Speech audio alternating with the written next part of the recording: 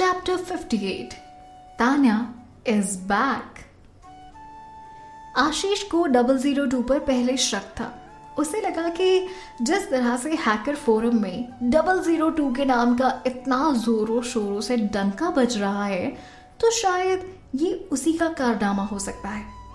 पर जैसे ही 002 उनकी हेल्प करने की कोशिश करने लगा, उसका शक चुटकियों में गायब हो गया और इसके लिए उसने तुरंत ही प्राइज मनी उसके बैंक अकाउंट में ट्रांसफर करवा दी। बल्कि आशीष ने 10 लाख रुपए अपनी तरफ से ऐड कर दिए, यानी कि टोटल 1 करोड़ 10 लाख रुपए ट्रांसफर किए। आशीष ने उसे जॉब ऑफर करते हुए कहा, थैंक यू सो मच। मैं उम्मीद करता हूं कि आप इसी तरह हमारी मदद करते रहेंगे। हमारी कंपनी को बहुत खुशी होगी अगर आप हमारी कंपनी में आकर काम करें। आदित्य की तरह वो भी ऐसे टैलेंट को अपनी कंपनी से जोड़ना चाहता था, बट तान्या ने कुछ नहीं कहा। तान्या लॉग आउट करने से पहले सिर्फ एक ही बात बोलकर गई। उसने कहा, मैं फ्रीलांसिंग करना पसंद करता हूं। इस बीच उसके फोन पर एक मैसेज आ गया था कि उसके बैंक अकाउंट में अभी अभी 1 करोड़ 10 लाख रुपए ट्रांसफर किए गए हैं।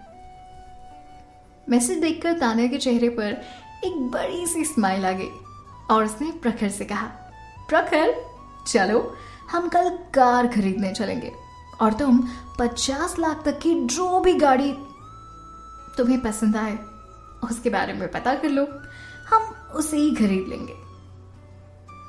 प्रखर की आंखों में खुशी की नमी तैर आई। उसे ऐसा लग रहा था कि कहीं से खुशियों का तूफान आ रहा है और वो चाहे भी तो इस तूफान को नहीं रोक सकता। पर वो चाहता नहीं था कि ये खुशियों का तूफान उस पर हावी हो, इसलिए वो अंदर ही अंदर जोर से चिल्लाने लगा। प्रखर इतनी सारी खुशियां अपनी आंखों में लेकर अपने रूम चला गया। वहां पर वो कार ढूंढने वाला था, कौन सी कार उन्हें कल खरीदनी है। उसके वहां जाने के बाद तान्या अपने रूम में अकेली थी। उसने अपने हाथों को देखा और अपनी मुट्ठी बंद करते हुए उसने सोचा कि जैसे वो अपनी किस्मत अपने हाथों की मुट्ठी में बंद कर रही थी। अब वो भगवान को और अपनी किस्मत से खेलने नहीं देना चाहती थी। उसे बहुत बुरे दिन देखे थे, लेकिन अब बुरे दिन का सिलसिला खत्म हो चुका था। अब और नहीं, अब वो अपनी किस्मत खुद लिखने वाली थी और यहीं से उसकी नई जिंदगी की शुरुआत भी हुई। वो अपनी इस शोहरत को उन लोगों को दिखाना चाहती थी जो कभी उसकी बेइज्जती किया करते थे, कभी उसका फायदा उठाया करते थे और कभी उसकी गरीबी का मजाक उड़ाया करते थे। फिर उसे आरफ की बर्थडे पार्टी के बारे में याद आया, जो 2 दिन बाद ही था। और फिर उसने सोचा कि अब वो वहां बहुत ही अच्छे से और खुशी के साथ जाएगी। वो आरफ को दिखा देगी कि उसकी माँ भी किसी से कम नहीं है। अब सभी को संभल के रहना होगा क्योंकि तान्या वापस आ गई थी।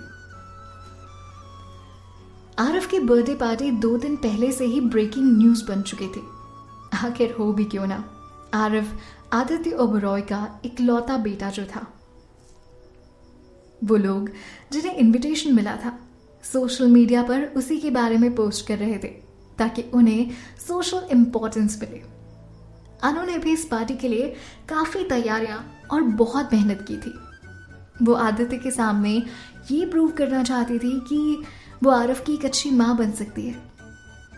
आदित्य और उसका रिश्ता पक्का होने के बाद उसकी पहली पार्टी थी ये, और वो चाहती थी कि वो उस पार्टी में जान लगा दे।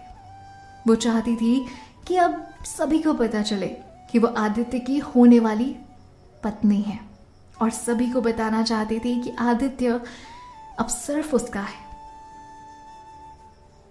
वो इस सोच से इतनी खुश थी कि लोगों से कितना प्यार करेंगे, सिर्फ उसी के बारे में बात करेंगे, वो टॉक ऑफ द टाउन हो जाएगी।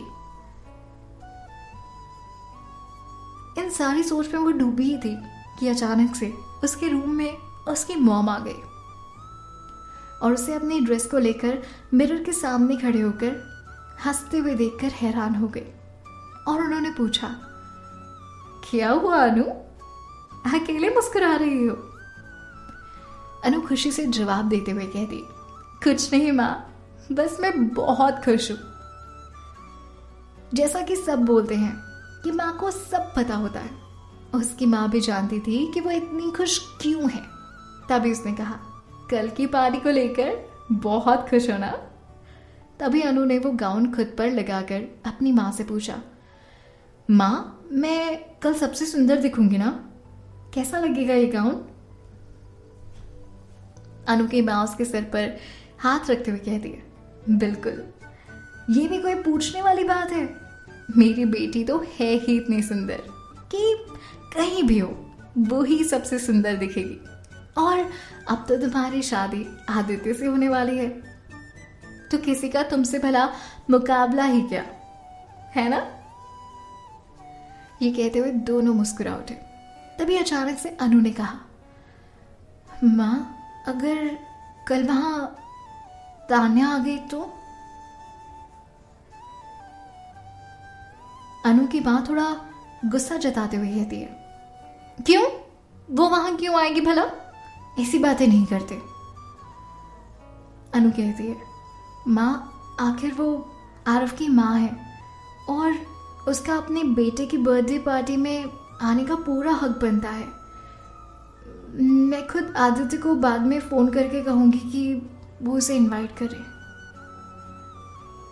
अनु की माँ को उसकी ये बात साफ नागवार गुजरी। उन्होंने इनकार करते हुए कहा, क्यों? तुम उसे क्यों बुलाना चाहती हो? तान्या ने उसकी बेटी को बहुत परेशान किया था, उसकी बेटी की पसंद को चुरा लिया था, इसलिए वो हमेशा तान्या से बहुत नफरत करती थी। अनु जितनी खुश थी आदित्य की शादी की बात सुनकर, उससे ज्यादा खुश थी अनु की माँ कि उनकी बेटी से फाइनली आदित्य का रिश्ता हो चुका था और ये दोनों जल्द ही शादी करने वाले थे। उन्हें हमेशा ऐसा लगता था कि आदित्य अनु को डिजर्व करता है, तान्या को नहीं।